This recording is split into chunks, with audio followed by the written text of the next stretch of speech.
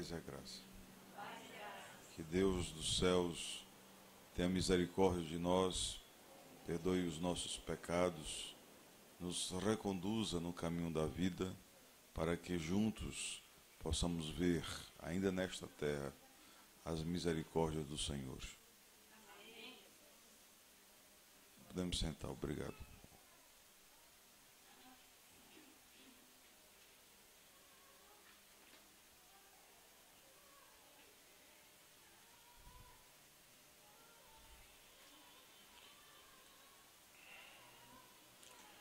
Nós estamos hoje, domingo, pela manhã, às vésperas do nosso retiro, que vai acontecer daqui a pouquinho. Daqui a pouquinho.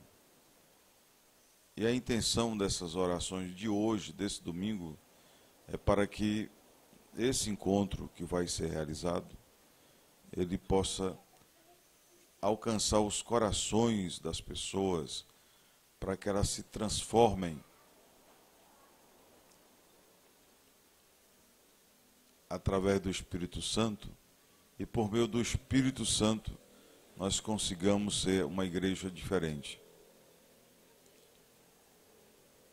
Eu tenho observado as Escrituras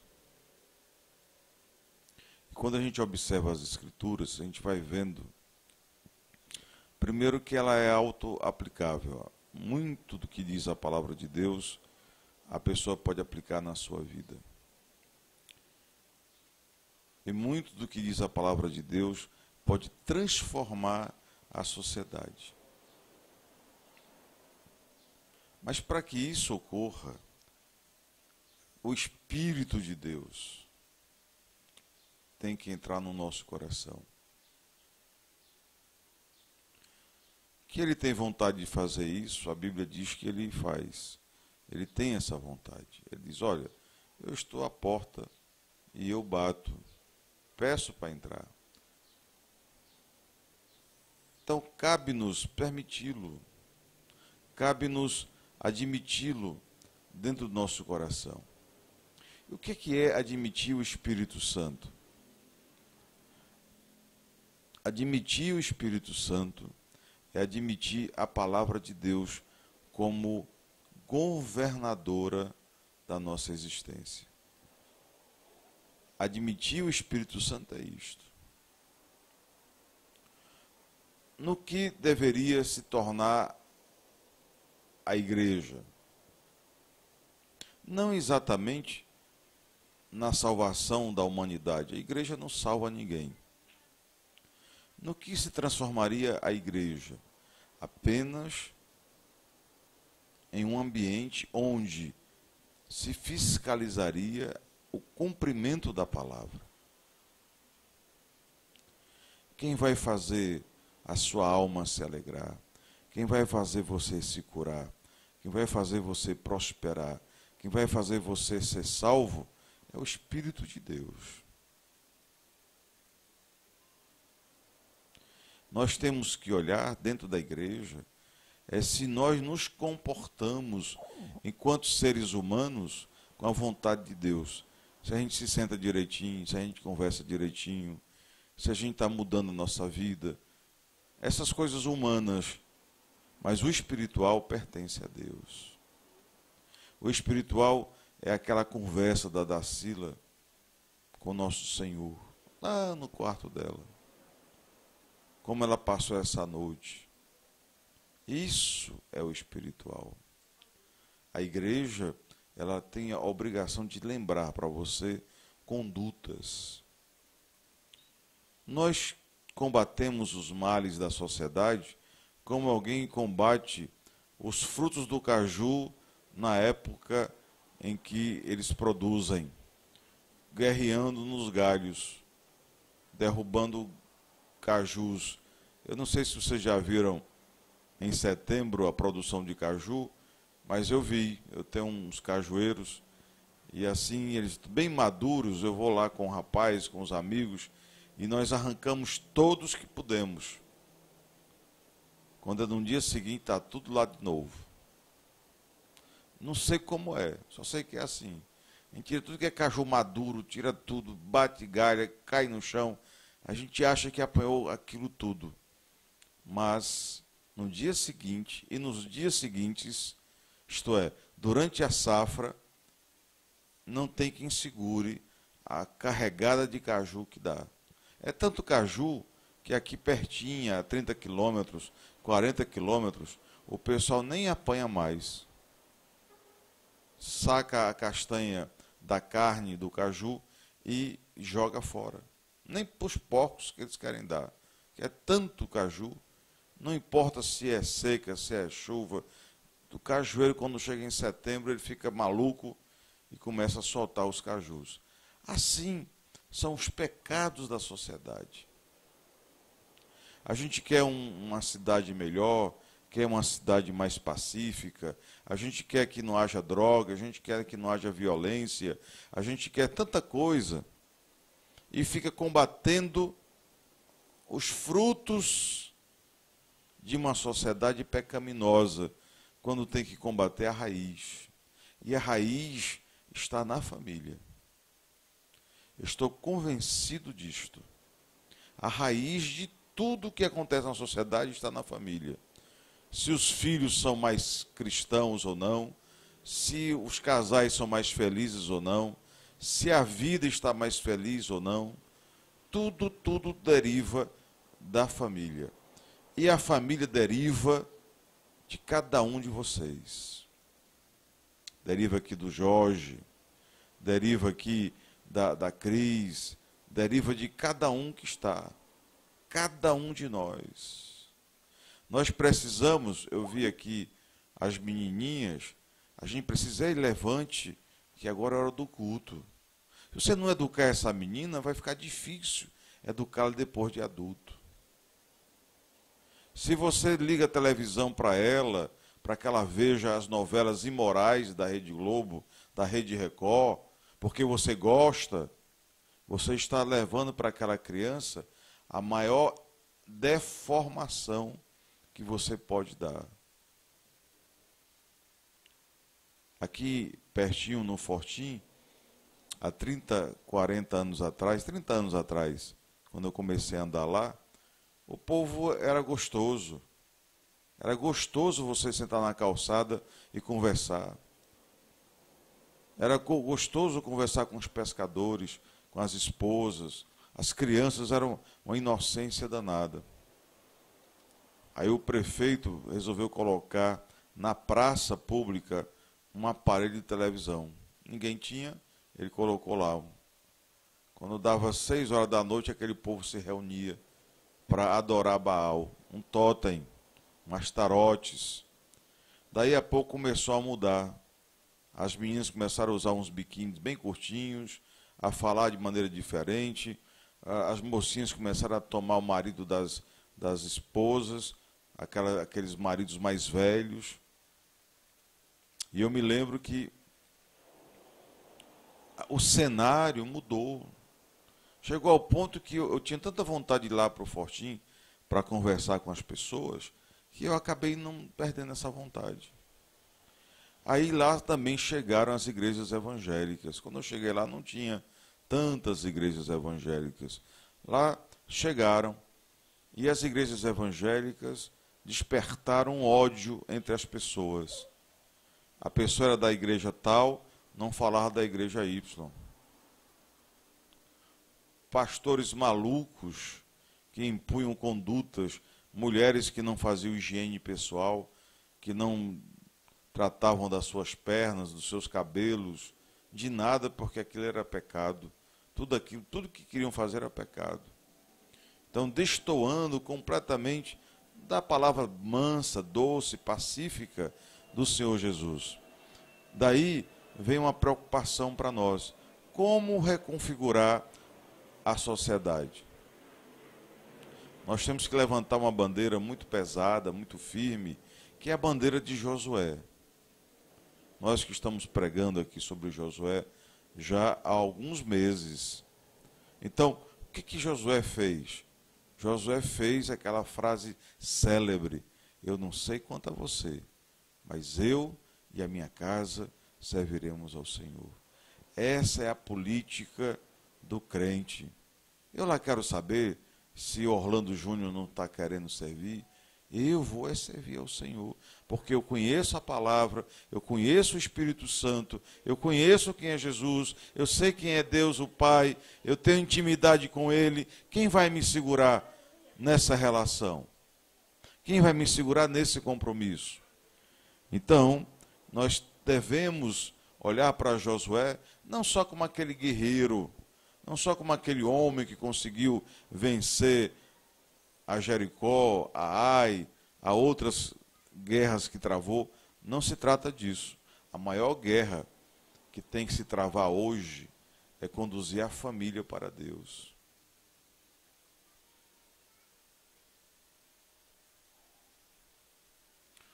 É dizer, na minha casa vai reinar o amor de Deus. Tem um preço para pagar, tem um preço. Tem um preço. Assim como eu estou dizendo, na minha casa não existe mais programação de televisão. E para alguns isso nem tem importância, porque muitas pessoas inteligentes já não assistiam, mas eu não. Eu gostava muito dos programas televisivos. Achava bom ficar assistindo até altas horas da noite. Achava bom terminar o dia vendo o Jô Soares, por exemplo. Mas um dia Deus colocou no meu coração que nem isto eu estou mais olhando. Então, o tempo que eu dedicava para ver televisão, hoje eu dedico para ficar com a família, hoje eu dedico para ler um livro, hoje eu dedico para ver um filme que eu escolho e não a Rede Globo. Hoje dedico para ficar conversando com as minhas filhas, trocando ideias, ou mesmo descansando. À noite, que tão cansado estou, que antigamente era assim, chegava muito cansado, ligava a televisão, deixava ela troar, e dormia vendo televisão. Agora não é mais assim. Chego em casa, se eu chegar mais cedo um pouco, eu desligo luz, desligo tudo, me deito. Se for o dia oportuno, vou repousar, porque o dia é muito extenso. Nosso dia, a maioria de nós começa o dia às 5 horas da manhã. Né? Então, quando dá 5 horas da tarde, nós já estamos há 12 horas trabalhando no ar. E muitas vezes chegamos à meia-noite. Chegamos à meia-noite, dormimos 1 hora da manhã, acordamos 5 de novo. Então eu acredito que nós podemos fazer alguma coisa já. A senhora pode fazer alguma coisa já. Aqui na igreja, minha irmã diz assim, olha pastor, eu já estou desligando a televisão, só assisto as minhas novelas. Ora, se são exatamente essas danadas que a gente quer matar, né?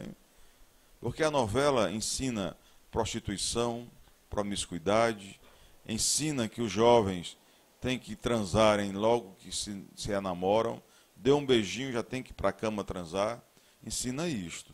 E isto é o mal, é o maior mal da sociedade brasileira e mundial é esta. E explico por quê. Eu estou desde quinta-feira tratando desse tema, e ontem no rádio tratei também. Por que que é assim? Nascem filhos de maneira desregrada, as pessoas que têm envolvimento dessa envergadura muitas vezes não querem conduzir o matrimônio, se casam, ficam com raiva um do outro. Então, a base da família, porque uma criança nasce, ela tem que crescer num ambiente de amor e de paz. E a gente não pode mais viver como jumentos. Eu era pequenininho, um menino pequeno, na fazenda do papai, lá no Rio Grande do Norte. E eu montei numa espécie de jumento, uma mula, um jumento. Ia fazer uma brincadeira lá, passear com o jumento. Quando o jumento viu uma jumenta do outro lado, meu amigo levou um tombo tão grande, porque esse jumento ficou doido. Ele não conseguia se controlar e foi para cima mesmo. Assim tem muitos jumentos humanos, que não conseguem se controlar, que não conseguem se compor, e aí arruinam a sua vida. Por que arruinam a sua vida? Porque desregram, desrespeitam aquele sentimento, aquela força, aquela ideia de Deus. E alguém poderia até dizer assim: ora, pastor, muito engraçado, o senhor não era pecador muito? Eu digo, muito, ainda sou. Mas não conhecia a palavra de Deus. Conhecendo a palavra de Deus, eu não posso mais ter no meu coração, não posso mais alimentar no meu coração o adultério, por exemplo. Não posso mais. Não posso alimentar no meu coração a vontade de tomar um porrezinho, uma cervejinha. Isso para mim, antes da minha conversão, era a coisa mais natural do mundo. A família toda, todo sábado, tomava um porre. Isso era uma coisa mais comum do mundo. Começava a tomar uma bebidinha na sexta, embriagava-se no sábado, e no domingo ninguém bebia para se recuperar para a segunda-feira. Quando eu conheci o Senhor na minha vida, eu digo, não quero isso para mim mais não. Muitas coisas que eu fazia, achava até eu que era o certo mesmo, tinha que fazer aquilo mesmo. Mas depois que a gente vai conhecendo a palavra de Deus, não, eu quero ficar perto do meu Deus. Porque Ele me protege e Ele me tira dessas coisas e são malévolas para a minha vida. Então me tirou de amigos, me tirou de coleguinhas, de farra, de piadinhas. Eu não quero mais saber disso. Se ainda estou trabalhando no mundo, é para não ser pesado à igreja. Mas eu não faço questão, não. A minha questão mesmo é estar perto de Deus. Mas essa crença e esta convicção, ela não é feita a troco de nada, não. É feito a partir de escolhas. Então, quando Josué, olhando para o povo, um povo que uma hora estava com Deus, outra hora estava com inveja dos balaíns, com inveja da riqueza dos outros, com inveja da namorada bonita, as moças tudo nua, e o povo de Deus tinha que andar todo arrumado. Ele disse, olha, dizei hoje, aonde vocês querem estar?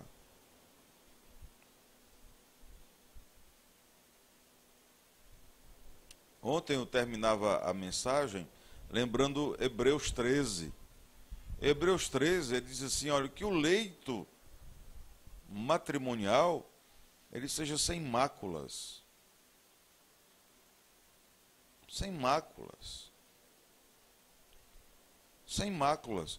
Às vezes eu tenho lembrado isso aos irmãos, às vezes a gente fica perdendo um tempo enorme.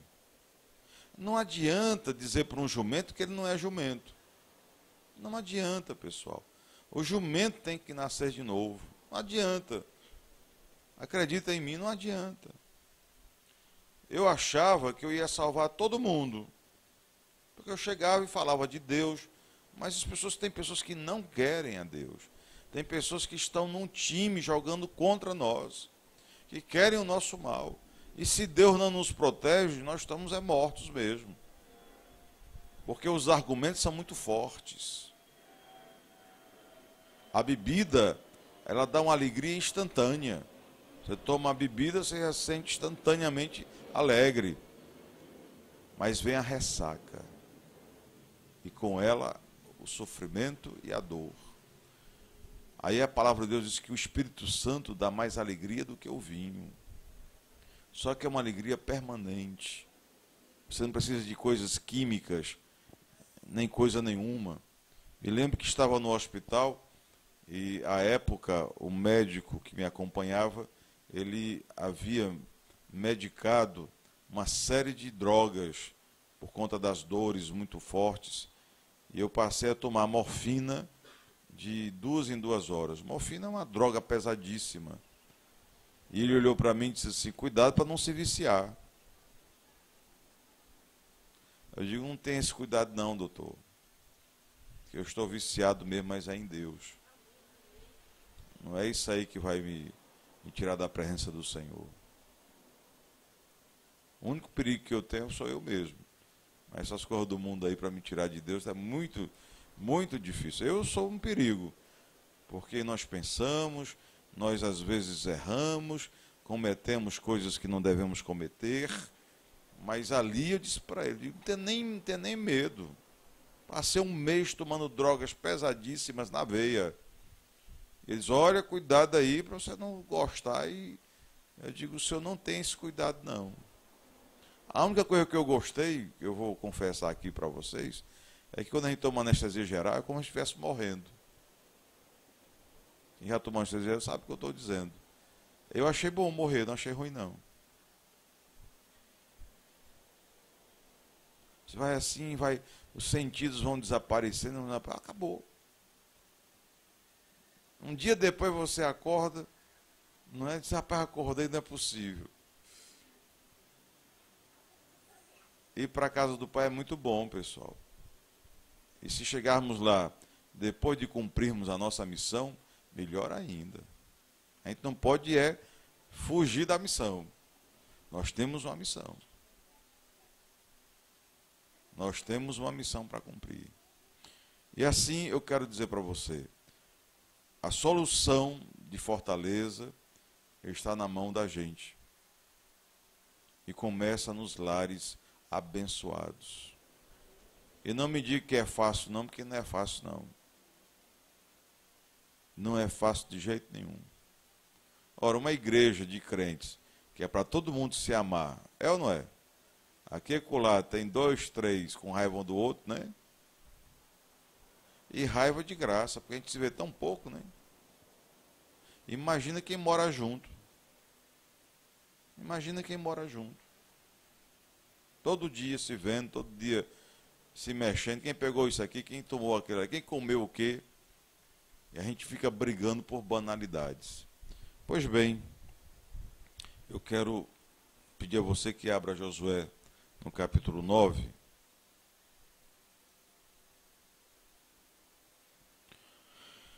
Nos versículos que vão de 1 a 15. Aí eu vou pedir aqui o amigo André, para que ele leia para os irmãos essa passagem. É o livro de Josué, capítulo 9, versículo de 1 a 15. Localizaram?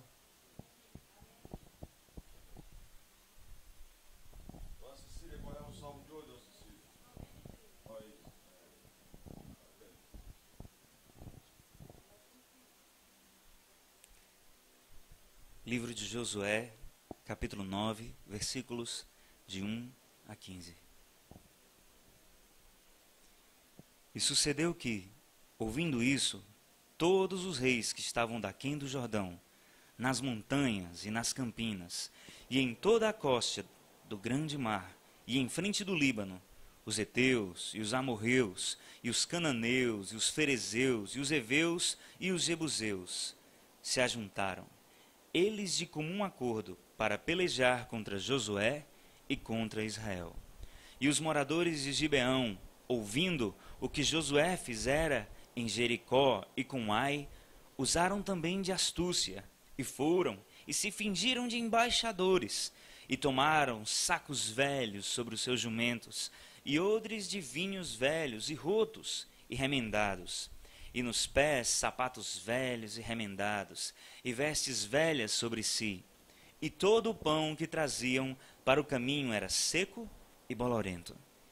E vieram a Josué, ao arraial, a Gilgal, e lhe disseram, a ele e aos homens de Israel, vimos de uma terra distante, fazei, pois, agora concerto conosco. E os homens de Israel responderam aos heveus, porventura habitais no meio de nós? Como, pois, faremos concerto convosco? Então disseram a Josué, nós somos teus servos. E disse-lhes Josué, quem sois vós, e de onde vindes? E lhes responderam, teus servos vieram de uma terra muito distante, por causa do nome do Senhor teu Deus, porquanto ouvimos a sua fama, e tudo quanto fez no Egito, e tudo quanto fez aos 2 reis dos amorreus, que estavam da além do Jordão, a Seom, rei de Esbom, e a Og, rei de Bazã, que estavam em Astarote. Pelo que nossos anciãos e todos os moradores da nossa terra nos falaram, dizendo, tomai convosco em vossas mãos provisão para o caminho, E ide-lhes ao encontro, e dizei-lhes: Nós somos vossos servos, fazei, pois, agora concerto conosco. Este nosso pão tomamos quentes das nossas casas para nossa provisão, no dia em que saímos para vir a vós. E ei-lo aqui, agora, já seco e bolorento. E estes odres que enchemos de vinho eram novos, e ei-lo aqui já rotos. E estas nossas vestes e nossos sapatos já se têm envelhecido por causa do muito longo caminho. Então aqueles homens israelitas tomaram da sua provisão e não pediram conselho à boca do Senhor. E Josué fez paz com eles e fez um concerto com eles, que lhes daria a vida. E os príncipes da congregação lhe prestaram juramento. Amém. Graças a Deus. Graças a Deus. Louvado seja Deus. A Bíblia inicia dizendo assim: e sucedeu que, ouvindo isso o quê? Ouvindo o que Deus tinha feito com o seu povo. Jericó tinha caído, Ai tinha caído, o Egito tinha caído. Então, os nossos articuladores gibeonitas fazem uma aliança com Josué. E eu quero tratar aqui apenas do último versículo que foi lido. Versículo 14, o penúltimo, diz assim: então aqueles homens israelitas tomaram da sua provisão e não pediram conselho à boca do Senhor. E Josué fez paz e fez um concerto com ele.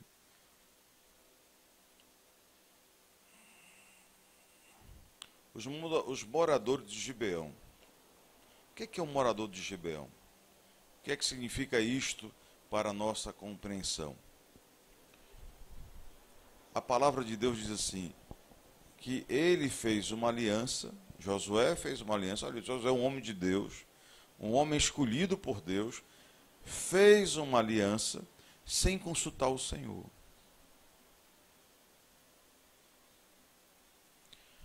Se nós passássemos aqui numa triagem, nós veríamos que quase todas as decisões que tomamos até hoje, nós tomamos sem pedir orientação a Deus. Casamos sem pedir orientação a Deus. Dormimos com pessoas sem pedir orientação a Deus. Fizemos filhos sem pedir orientação a Deus. É disso que a palavra está tratando. Nós comemos, bebemos e queremos que Deus pague a conta, como se Ele fosse o autor das nossas iniciativas. Não interessa para mim, nessa manhã, o que fizemos antes, já está feito. Mas muito podemos fazer no que virá. Tomar cuidado com quem nos aliamos, com quem nos envolvemos, consultar a Deus sobre isto, consultar através da palavra de Deus. Às vezes o crente diz, não, perguntar a Deus, Deus não me fala. Pelo amor de Deus. O que é que tem sobre sua vida que não tem aqui na Bíblia, que Deus já tem um pensamento sobre isso? Hein, pessoal? Então nós temos que ter uma compreensão que a palavra de Deus está dando para o nosso coração. Que compreensão é esta? Vai fazer algo importante, vai tomar uma iniciativa. Você está aqui com o dinheiro do dízimo, aí fica, vou dar, não vou dar. Você conversa com o Senhor, né? Para se resolver com Ele. Eu vou adulterar. Pareceu uma mulher linda na minha vida, mulher meiga na minha vida. Eu vou adulterar. Aí você vai olhar na palavra de Deus se é possível que Deus aceite uma ação como essa. Eu vou encher a cara. Eu vou me ausentar dos átrios do Senhor. Será que isso está agradando a Deus? Eu vou andar com fulano é tão melhor do que eu. Tá certo, ele não busca a palavra de Deus, ele não gosta de religião, mas ele é tão melhor, ele é tão mais interessante, ele paga a minha merenda, ele paga meu almoço, ele me ajuda lá em casa, então eu vou andar com ele. A palavra de Deus nos convida a não fazer nenhum tipo de aliança, a nenhum tipo de convivência sem consultar o Senhor. Os jovens vão sair aí, encontrou um grupinho simpático, cheio de gana, cheio de garra, consulta o Senhor. Eu me recordo e digo aqui para os jovens que estão aqui hoje, eu tinha um grupo que eu fazia parte, que era um grupo de teatro, de música. Eu sempre gostei muito de música e de teatro, eu estava com esse grupo. E fiz algumas reuniões, fizemos um teatro, fizemos uma coisa toda. E um belo dia íamos para uma reunião, eles entraram na frente para essa reunião e o Espírito de Deus falou no meu coração, não vai não. Não entra aí mais não, vai-se embora. Pois eu fiz exatamente como o Espírito mandou. E naquele grupo, naquele dia, tinha uma moça lá que me interessava. Eu já tinha dado uma namoradinha, já tinha dado alguma coisa assim. Estava entusiasmado por ela. Mas já tinha um pouquinho de Deus no meu coração. E Deus falou, olha, não entra mais aí. Nunca mais vi ninguém, nunca mais me reuni com essas pessoas. Outro dia eu estava com alguns parentes, e os parentes, quando se reúnem, é uma garrafa de uísque na mesa, 2 caixas de cerveja na geladeira geladas, alguém fazendo um churrasco, e um dia, quando eu tinha 16 anos, o Senhor disse, olha, não anda mais aí não. Aí são meus irmãos, são meus tios, você não pertence a isso aí mais não. Não beba mais não. Aí você disse, mas como? Mamãe estava lá, mamãe gosta de uma cervejinha, gosta de um Campari, gosta de um uísque. Então, mas olha, eu tomei essa dosezinha, faça companhia. Eu digo, olha, não vou. Passei quase 20 anos levando carões da mamãe porque eu não queria participar dessas coisas. E hoje a minha mãe está aqui, na igreja. E foi a igreja, e foi essa teimosia, e foi o Espírito de Deus que a salvou da morte. Nenhum desses, nem uma cervejinha da Brahma, da Antártica, poderia salvar minha mãe da morte. Nem um Campari poderia salvá-la da morte. Então, o que é que Nosso Senhor está dizendo? Você tem que consultar a Deus o que é que você vai fazer da sua vida. O que aconteceu com Josué, acontece conosco. Nós estamos numa vida difícil, complicada, mas aqui e acolá melhora, sim ou não? Aqui e acolá dá uma melhorada grande, é ou não é? A gente tem dinheiro para pagar a conta, sobra um dinheirinho, a gente vai no mercantil, faz uma farra, aí começa a desprestigiar a Deus. Quando a gente está num sufoco, está aperreado, está com medo de morrer, está com medo que alguém morra, tem alguém doente, no instante a gente se apega ao Nosso Senhor, é ou não é? Nosso Senhor me ajude, Nosso Senhor tenha misericórdia, e a pessoa não falta as orações, não falta... Eu tomei um susto. Aquela criatura que falta que nem boca de velho, sem dente, não falta mais uma reunião, não falta mais uma oração. Eu digo, minha nossa, uma conversão aqui, irmãos, vamos brindar o Senhor Jesus e tal. Mas eu nem faço mais isso, por quê? Porque eu fico olhando. E quando o irmãozinho vai melhorando, ele vai desaparecendo. Ah, estou sem tempo. Não sei. É quando o irmão volta de novo com toda a força, eu digo, igual o chicote aí de Satanás no lombo, que o sujeito não está aguentando, vai estar buscando a Deus. Então, eu quero que um dia você busque a Deus, porque Deus é seu amigo, porque Deus é seu pai, porque é bom estar com Deus. Ontem eu conversei com uma pessoa aqui na igreja e dizia para essa pessoa, eu gosto muito de ficar em casa. Quando na semana, assim que termina meus trabalhos, eu corro para casa. Gosto muito de ficar em casa. Gosto muito do meu quarto, gosto muito do lugar onde eu repouso. Gosto demais. Mas eu gosto mais da minha igreja. Gosto mais de estar aqui. Gosto muito da minha família. Não tenho ódio à minha família. Eu gosto muito da minha família. Mas eu gosto mais da família de Deus. Porque eu aprendi na Escritura que a minha família mesmo não são os filhos que eu gerei, não é a esposa com quem eu casei, não é a mulher que me colocou no mundo. Eu aprendi nas Escrituras que minha família é aquela que ouve a palavra de Deus e põe em prática. Então, se eu quero que essas pessoas que eu gerei, se eu quero que a pessoa com quem eu casei, se eu quero ficar com essas pessoas, eu tenho que trabalhá-las para que elas venham para a casa de Deus. Porque senão elas não vão me ver mais. E eu também não vou vê-las mais. Pensando assim, foi que eu coloquei todos os meus filhos na presença do Senhor. Pensando assim, foi que todas as vezes que eu pude, eu conversei com as minhas irmãs, com os meus irmãos, com os meus parentes, para que viessem para a casa do Senhor. Na verdade, até um ato egoístico meu, que eu queria que eles estivessem aqui, não é? Sobre a esteira da salvação, mas queria que eles estivessem aqui. Mas eu não vou estar lá. Eu não vou entrar naquele cenário.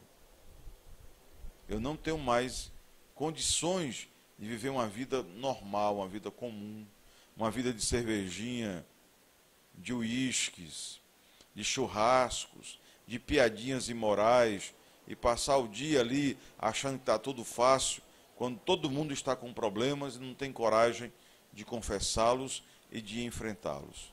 Então eu quero convidar você a isto, não é? A partir de hoje, todas as decisões que você for tomar, sejam decisões sérias, sejam para arranjar uma namorada, seja uma decisão para você casar, você consulte a Deus. Peça a Deus que lhe oriente e Deus vai lhe orientar. Tudo que eu fiz na minha vida, eu orei muito, pedi muito a Deus, não é? E sempre esperei no Senhor. Digo, olha, meu Deus, eu quero muito isso, mas o Senhor é que sabe o que é o melhor para nós. Então, eu quero muito aquilo, mas o Senhor é que sabe o que é que nós precisamos. E eu sei que Deus sabe o melhor para mim, o melhor dessa terra, o melhor que Deus pode me oferecer. Então, eu estou dizendo para você, faça conserto, não tenha dúvida, contrate com pessoas, porém, antes, peça orientação a Deus. Os de Gibeão nos ensinam muita coisa. Eles prepararam uma armadilha para confundir Josué. A Bíblia diz toda a trama. Vestiram sacos velhos, mostraram uma carinha de coitadinho. Coitadinho é o cão. Quando o crente chega com você com cara de coitadinho, ele já está amarrado por Satanás. Porque se você tem nosso Senhor, você está com a cabeça erguida. Você sabe que Deus está lhe protegendo. Sabe que Deus está na sua frente. Quando o cabo chega com o rabinho entre as pernas, você pode prestar atenção. Está dissimulando. Então a turma dissimulou, enganou Josué. Eu conversei sexta-feira com um homem adúltero. O sujeito bem casado, a esposa boa, uma boa esposa, filhos crescidos. Ele disse, olha, Orlando, aí entrou uma moça novinha, bonitinha, magrinha. Rapaz, essa moça, quando eu namorava com ela, parecia um anjo. Olha o Gibeão aí. Me tratava muito bem, fazia o que eu gostava e namorava, que era uma beleza. E eu cheguei para minha mulher e me separei dela. Porque ela exigiu que eu me separasse da minha esposa. E ele correu lá no meu escritório porque ele queria saber como é que se livrava dela. Ele disse que depois que foi morar com ela, a mulher virou um demônio. Ela disse, até droga, pastor Orlando, essa mulher toma. E grita e quer que eu vá para cima dela na discussão, na briga. E eu não vou, porque se eu for, eu me prejudico. Eu digo, exatamente. Eu digo que quando o senhor começou com ela, era assim, era nada. Era nada, era um doce. Era um doce. Porque se tivesse, eu digo, e agora? E agora, doutor Orlando, quando eu vou ver meus filhos, fico olhando para minha mulher, que me trata com respeito até hoje, ela não me quer mais, não me aceita mais de volta, mas me respeita. Eu chego lá, tem um almoço para mim, meus filhos, etc. E eu fico com os olhos cheios de lágrimas, vendo o que foi que eu perdi. Porque eu pensei com o sexo e não com a minha alma. Você tem que começar a pensar com a sua alma, com o Espírito Santo, e não com o que aqui está no meio das suas pernas. Ai, meu desejo, não consigo me controlar. Controle, que passa. Ocupe a sua mente com as coisas de Deus, que passa.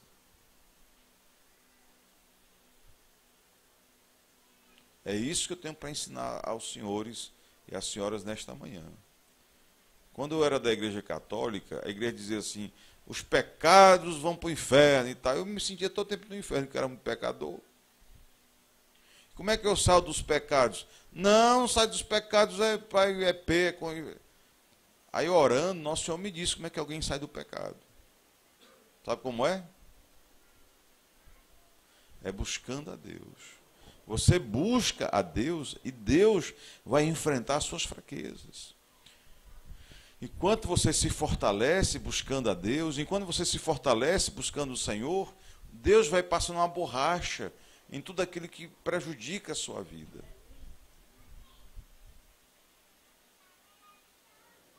Aí quando você está caminhando na direção de Deus, que você olha e lembra, rapaz, cadê meus pecados? Quando você olha, Nosso Senhor está segurando todos eles. Eles estão bem ali, olha. Nosso Senhor está dando uns tapas no pé do vidro e tudinho, derrubando. Aí, quando você quer pecar, o que é que você faz? Você ataca o Senhor, manda ele sair do meio e se abraça com os pecados.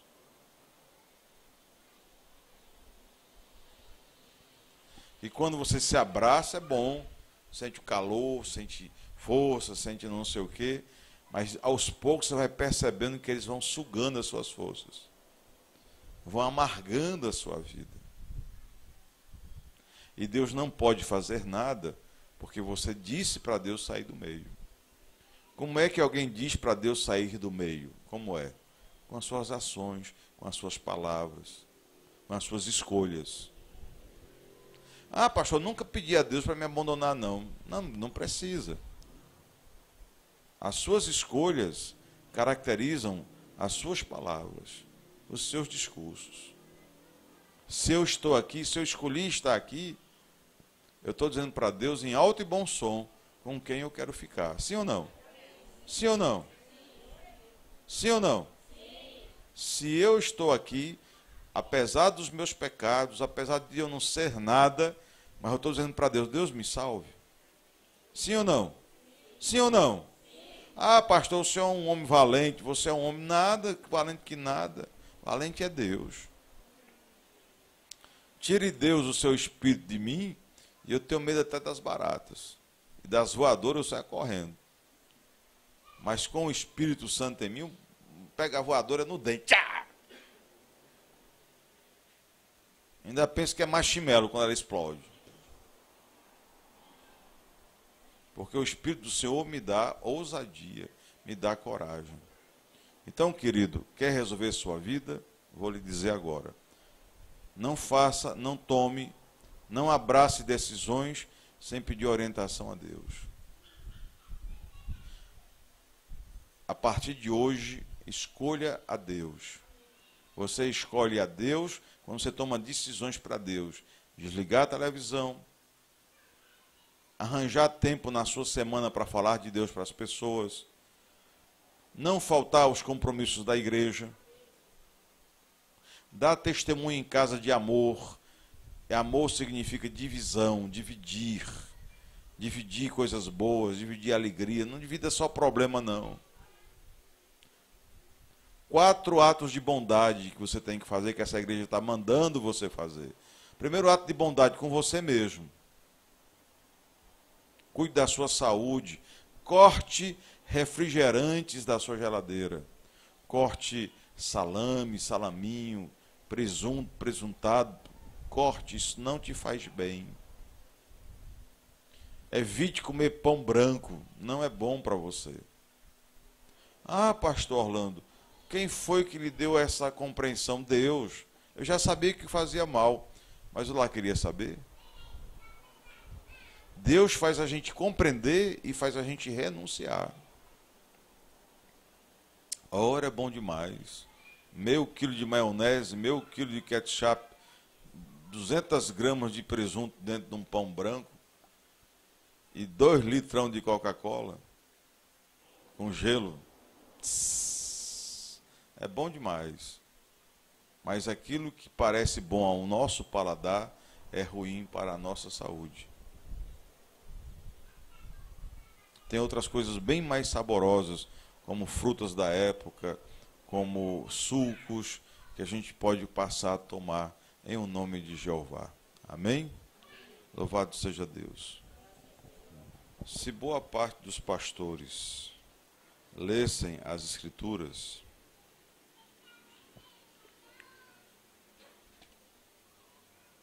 veriam que muitos problemas seriam resolvidos por algumas condutas muito básicas. Como é que se constrói a sexualidade, dona Dacília? A Bíblia diz que a sexualidade só depois do matrimônio. Está resolvido. Ponto final. Ponto final. O mundo está escravizando as nossas crianças, os nossos jovens, né? Aqui acolá uma criança de 12 anos vai ao jornal, vai à televisão para dizer qual é a opção sexual que ela fez. Como? 12 anos de idade? 12 anos de idade, as mocinhas grávidas? Como assim? E por que que é assim? Lares que cultuam as novelas, que cultuam a pornografia. Não é o adulto que escolheu para ele aquela informação. Não, ele escolheu para todo mundo. A dona de casa, a senhora dona de casa, que se senta lá preguiçosamente para ver as novelas, e os netinhos, os filhinhos, acompanhando também. Aí não entende por que o filho dá um coice, não entende por que a filha engravidou, não entende por que o menino está querendo de todo jeito ter as coisas. Parar mesmo para falar de Deus, para ler as Escrituras, pouca gente faz. Mas parar todos os dias para fazer bobagem, isso tem sido uma velocidade assim terrível. O Senhor diz assim, no versículo 5º do Salmo 93, muito fiéis são os teus testemunhos, a santidade convém à tua casa, Senhor, para sempre. Nosso Senhor, Ele não quer gente enchendo as igrejas. Ele quer a santidade nas gentes, premiando a igreja. Encher gente pidana, gente que só pensa em si, eu quero isso, quero, é muito fácil. Nosso Senhor quer encher esse lugar de santidade. Ele está dizendo, Orlando, fique santo, meu filho. Fique santo, fale coisas santas, viva com pessoas santas, me busque, é isso que Deus está falando. Santidade. Nós cometemos um erro muito grave quando dizemos assim, vamos à igreja, só ir à igreja está bom. Não, se quer a santidade. Que o Senhor governe as nossas vidas. Por quê? Muito fiel são os testemunhos do Senhor. A Meirinha estava me narrando isso ontem, eu dizia para ela, porque Deus quer lhe dar o melhor dessa terra. Coisa que ela, com todo o esforço, com toda a política, com toda a economia, com todo mundo, talvez não conseguisse. E Deus entrega de mão beijada. Por que será? Por que não aconteceu antes? Líder disso, líder daquilo outro, líder daquilo outro. Aí Nosso Senhor faz uma manobra tão desmantelada, que a gente diz assim, rapaz, como é que eu me meti nessa? E depois vai vendo que Deus deixou tudo arrumadinho, ajustadinho. Assim Deus fez comigo. O pessoal dizia assim, você se engajando na igreja, os seus filhos vão se perder. Mentiram. Eu estava certo. Nosso Senhor estava certo. As pessoas diziam, o seu casamento não vai durar 5 anos. Já vamos para o 30º ano. 32 anos de relacionamento. 33 anos de relacionamento. Para quem não ia passar nem 2 anos, 3 anos. Você vai ser o maior pobretão do mundo, porque vive na igreja, não vai ganhar dinheiro, não vai prosperar. Veja fulano, veja Beltrano, digo, me aguarde. Me aguarde, vai me aguardando aí. Porque aqueles que servem a Deus, até quando dormem, o Senhor realiza o desejo do seu coração. Eu tenho para mim que se eu começar a dormir a partir de hoje, quando eu acordar daqui a 30 anos, tudo já está arrumado, porque Deus já aguou o jardim da minha casa. Amém, pessoal? Deus abençoe você, Deus abençoe a sua vida, Deus abençoe a sua disposição de se tornar uma pessoa melhor, mais santa, uma pessoa de deixar com que Deus governe a sua vida. E quando a tentação lhe chamar, quando o inferno lhe chamar, você vai escolher a Deus. Abençoai também, Senhor, as ofertas, as oferendas. Fazei multiplicar no bolso de quem as doou, porque doou com alegria. Amém, pessoal? Doamos com alegria ou com tristeza? Se é com tristeza, pegue de volta. Corra aí, pegue de volta. Foi com miséria, pegue de volta. Não vai fazer falta. Porque o Senhor abençoa aquele que doa com alegria. Dá tempo ainda. A pastora não contabilizou, viu? Dá tempo ainda correr aí e tirar. Tá bem? Mas, Senhor, aqueles que dão com alegria, abençoai. Fazer multiplicar 10, 20, 30, 100 vezes mais. Porque é assim que Deus faz. Deus faz dessa maneira. Porque Ele é o dono de todo o ouro e toda a prata. E na mão de Deus o ouro e a prata não enferrujam. Mas criam. É igual a semente. Vai se procriando, multiplicando. Viu? Que o cabo fica sem saber o que fazer. Porque Deus vai multiplicando em nome de Jeová. Deus abençoe a todos. A paz do Cristo. Saudemo-nos.